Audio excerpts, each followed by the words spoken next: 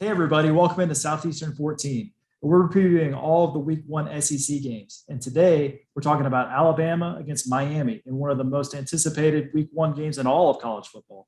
This is a neutral site game being played in Atlanta at Mercedes-Benz Stadium. And it's a 3:30 p.m. Eastern kickoff. So it's right there in prime time. Christopher Smith's with me. What do you think about this one? Are you excited about it, Christopher? Yeah, we got some Hurricanes fans making a diss track. We got some Tide fans firing back. Granted, it's not like 1992 when these two teams played for the national title, but two big name programs in Atlanta. It just feels right to open the season. And why don't we jump right into Nick's news and notes, where you give us all the headlines leading into this game?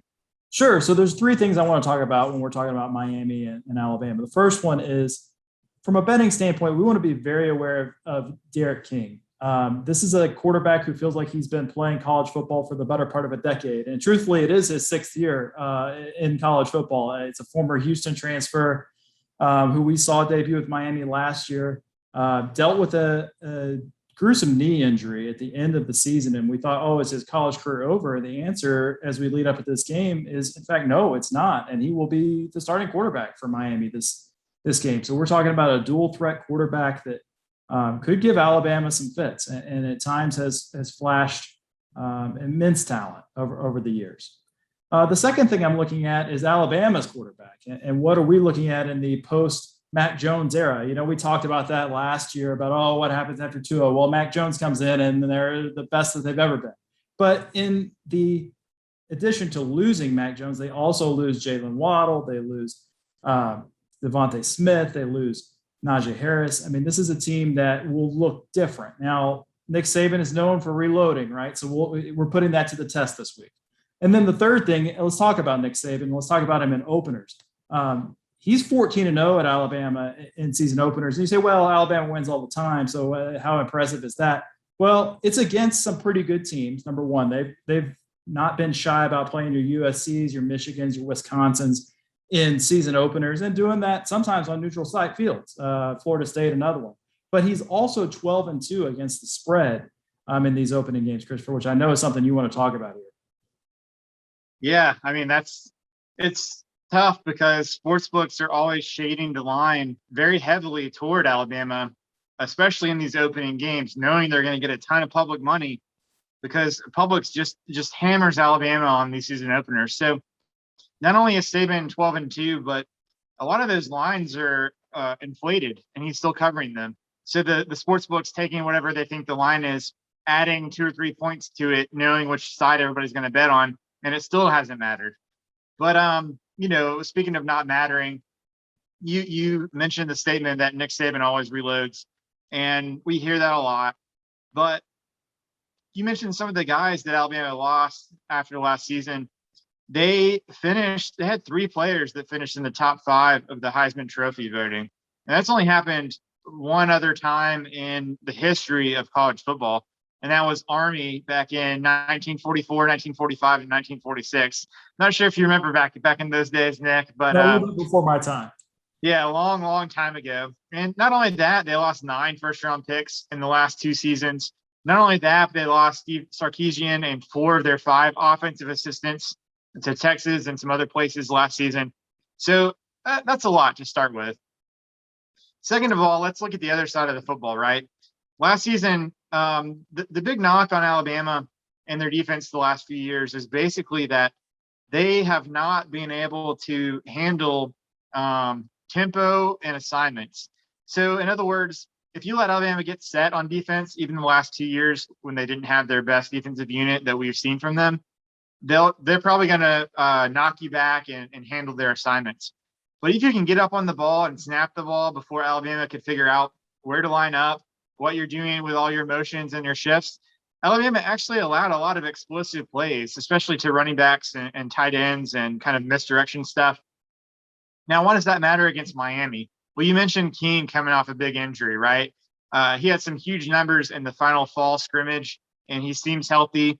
Granted, that was against the scout team Miami defense, not what he's going to see on Saturday against Alabama. But my big question with him is not whether he's healthy enough to play, but whether he's healthy enough to be a threat with his legs, just like he was last season. And, that sort of plays to the pace of play. It sort of plays to Alabama having to account for just one extra thing on defense assignment wise. So Miami really needs to rely on explosive plays. They need to rely on tempo. Rhett Lashley, the offensive coordinator, was at Auburn from 2013 to 2016. So he knows how to coach against a Nick Saban defense. But will King be able to give him 100% full go on the ground with his legs in this first game? The other thing I've kind of thought about is, Miami had a good season last year record-wise. They lost one game, I believe. They were in the AP top 10. But even so, they had a lot of holes, actually. Their offensive line wasn't very good. They didn't have very many go-to receivers. Even on the back end of their defense, wasn't great, especially for a Miami team. And now you lose Quincy Roche and Jalen Phillips along the defensive line. You had some reports coming out of camp that they had some trouble containing the edge in terms of defending the run. Now, if that's what you have against Alabama, it's going to be lethal. So, a lot of interesting things for both teams heading into this game. But Nick, why don't you go ahead and tell everybody where you're putting your money and what are you betting on? Well, what if I told you I changed my mind while I was just sitting here listening to you talk about this? That's how close I feel like this line is at 19.5. I really could go either way. I like King and what he brings to the Hurricanes offense to the point where I think that they could keep it close.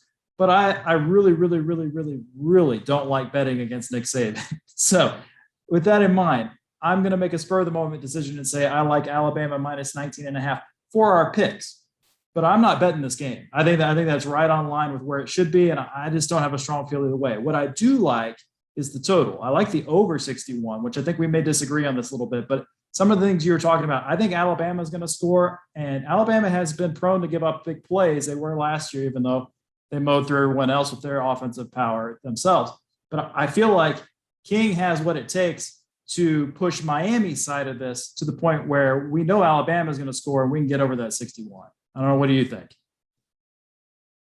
So I guess, the handicapper in me always wants to go with value.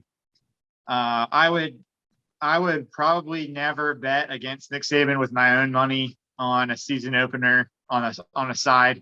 And I'm not going to bet against Alabama with my own money on the scheme. But for the sake of this show, I am going to take Miami plus 19.5.